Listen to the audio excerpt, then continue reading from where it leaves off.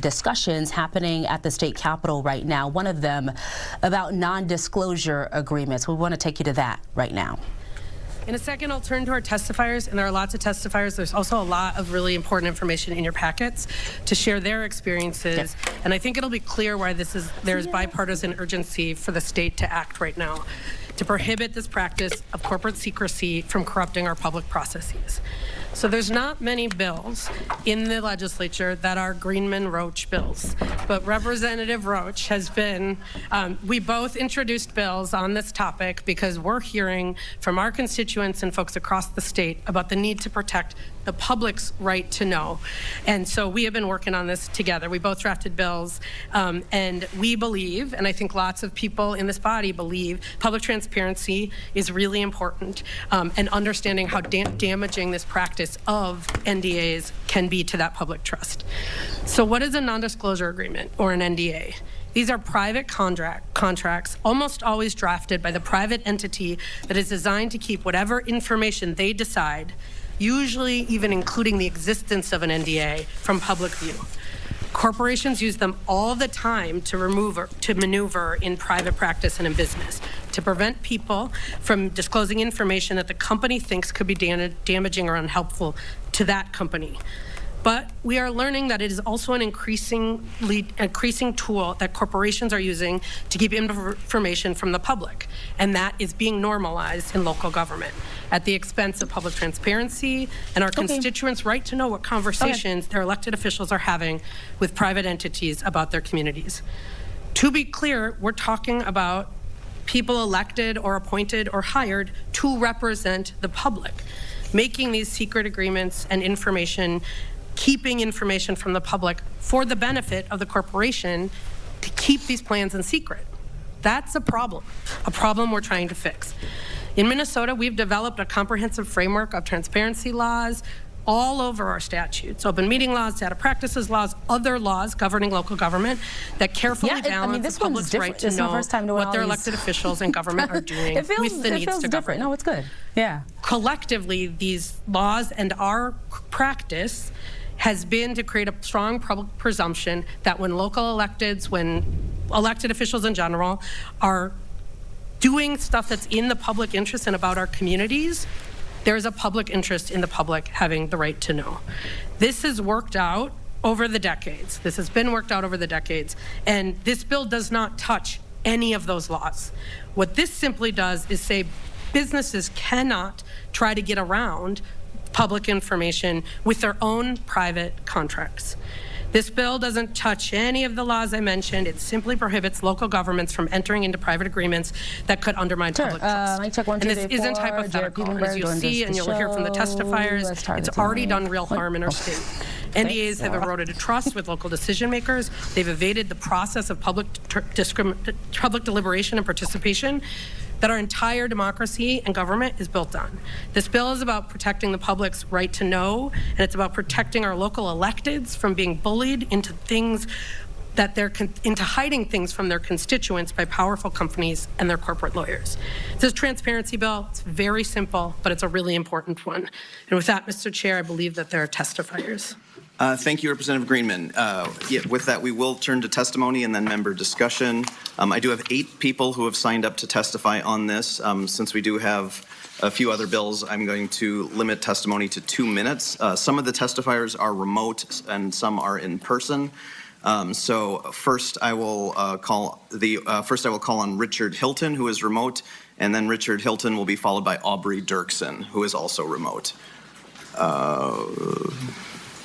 Richard Hilton, are you online? I am. Okay. Thank you. Please identify yourself and proceed with your testimony. Okay. My name is Richard Hilton. I'm a citizen of Hermantown, and I support HF 4077. It has directly affected me and our community. Under the NDA, without citizen knowledge or input, our city hall has changed business light manufacturing plans without even contacting the BLM committee we had set in place. They also changed zoning rules to allow a data center bigger than Mall of America, bigger than the entire state fairgrounds, to fit under business light or fit under light manufacturing rather than heavy industrial like it should have been. Not until 8 days ago did we even know that Google was behind this, and it's been in the works for over 2 years. We didn't find out about it until the Star Tribune, a newspaper, released this information. And even then, the city didn't admit that it was a data center that they were working on, Project Loon, for 34 days after that. In that time, so the Star Tribune released this article. 13 days later, we voted on the AUAR for that. And most of us citizens didn't even know what that was. We had to do our homework quick. 27 days later, while the city was still denying it, they voted on the rezone of this land. Over 300 people showed up. 12 voted for it, most with vested interest. They were labor union reps and et cetera. 51 citizens voted against. Of those 12, I think one was from Hermantown City. We're not asking for secret engineering plans. We don't want secret designs. We're just asking for information that affects our communities. We want to know how much it's going to pollute. Is it going to affect our wells? Most of the area around this is citizens who have wells. They not even public water. So we just, when you learn more from the newspaper than you do your own local government, that breaks down trust. I feel betrayed. Most of the citizens here feel betrayed. Because they're making changes in secret without our knowledge or even input, and it doesn't seem like they wanted it. They voted unanimously against citizens who have showed up to these meetings. If you could please wrap up your testimony in a sentence or two, I'd appreciate it. Okay. Yeah, we still don't know when the planning for this project originally began. So this is a chance to earn back some trust and say clearly that local governments shouldn't be allowed to hide behind NDAs. Thank you. I appreciate your time. Thank you. I appreciate your testimony. The next testifier is Aubrey Dirkson, and after Aubrey Dirkson will be Kathy Johnson, who is in person. Kathy Johnson, you're welcome to go up to the testifying table. Aubrey Dirkson, please, if you are online, please identify yourself and proceed with your testimony. My name is Aubrey Dirkson. I am a resident of Pine Island, Minnesota, and one of the organizers of the Stop the Pine Island Data Center group. I am writing to commend the efforts to ban NDAs at the municipality level for large-scale projects that would permanently alter small towns like mine. Project Skyway, a 3 million square foot data center proposed in my small rural town, has been shrouded in secrecy, half-truth, and lies by omission at best.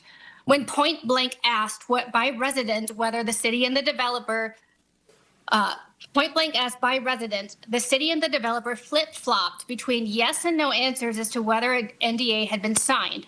Only after a data request was filed did they then admit that 2 NDAs had been signed by the city administrator and the deputy city administrator. My data request showed that they had failed to disclose a 3rd NDA that had been signed by the city engineer. Their reasoning was that the city engineer is a contracted employee that had no obligation to disclose that he had signed an NDA, even though that he is making the decisions about the project for and with the city staff, and his position is still funded through tax-paying residents. Based on this experience, I make the recommendation that the ban needs to extend to contracted municipal employees as well. My small farm town has fewer than 4,000 people, and our biggest building is the grain elevator. This is the largest project in the town's history. It is twice the size of US Bank Stadium. It is industrial, not agricultural, and this is just phase 1. As residents, we were not given a seat at the table in whether we wanted this project in our town in the first place. The developer and the city administrator have been working behind the scenes with NDA since late 2023, but residents only just found out about this project in September of 2025. Google, being the end user, was only just announced 2 weeks ago in February of 2026. Please stop predatory NDAs that strip the agency and the public process from residents like me and communities like mine. Thank you for your testimony. Next is Kathy Johnson, and after Kathy Johnson will be Louis Schwarzkopf, a remote testifier. Kathy Johnson, welcome to the committee. Please identify yourself and proceed with your testimony. Hi, I'm Kathy Johnson from Farmington, Minnesota, and thank you for hearing my testimony. And thank you to Greenman and Roach for introducing this bill. As a 47-year resident of Farmington, I was outraged when I learned that Tract Land Development of Colorado had proposed to put one of the largest hyperscale data centers in the country nestled between 3 residential neighborhoods. That was 2 years ago. I learned about the project because people that live within 350 feet of the border received a postcard stating there would be a discussion about rezoning. 2 savvy neighbors went, "What's this about?" Passed out flyers, and we managed to get an SRO crowd at the first public hearing. A proposed project plan was introduced, and the chair of the Planning Commission said he'd never seen it before. The city planners and council were working with a developer, and we discovered planning had been going on for months, maybe up to a year. We now recognize that there's a template out there. Developers come to small or rural communities with faux promises of permanent jobs and tax revenue. In exchange, they ask the city employees and councils to sign NDAs and promise water from the domestic water allocation of the city to supply the data center. No citizen input whatsoever. The template's being used all over the state to convince naive and tax-hungry small towns to work against their own citizens to approve a plan without citizen input. At the first public hearing, the developers literally said, "We're good neighbors. We'll stay away from from residential neighborhoods, and we have a long way to go in permitting, and we obey ordinances." But we subsequently found out that statutes and ordinances were either non-existent or simply waived. There's a 40-foot limit on buildings height in Farmington, but that was waived to allow 80-foot buildings.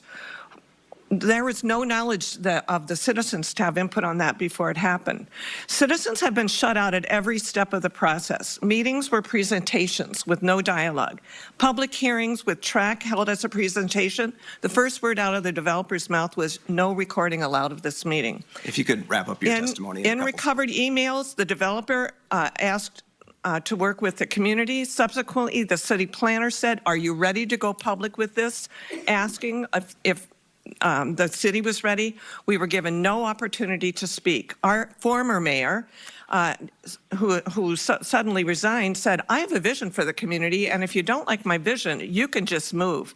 The developer literally got everything that they wanted, and that was admitted by one of the city council members. Please conclude your testimony. And all of this happening in the secrecy behind NDAs. Thank you. Apologize, we do have a fairly tight agenda, so. Right, you were just listening to some of the testimony there as the discussions are continuing about non-disclosure agreements or NDAs. A lot of the residents talking about how their city or town has basically changed things without their knowledge, and they are not happy about it. One of them, of course, the continuing conversation about data centers.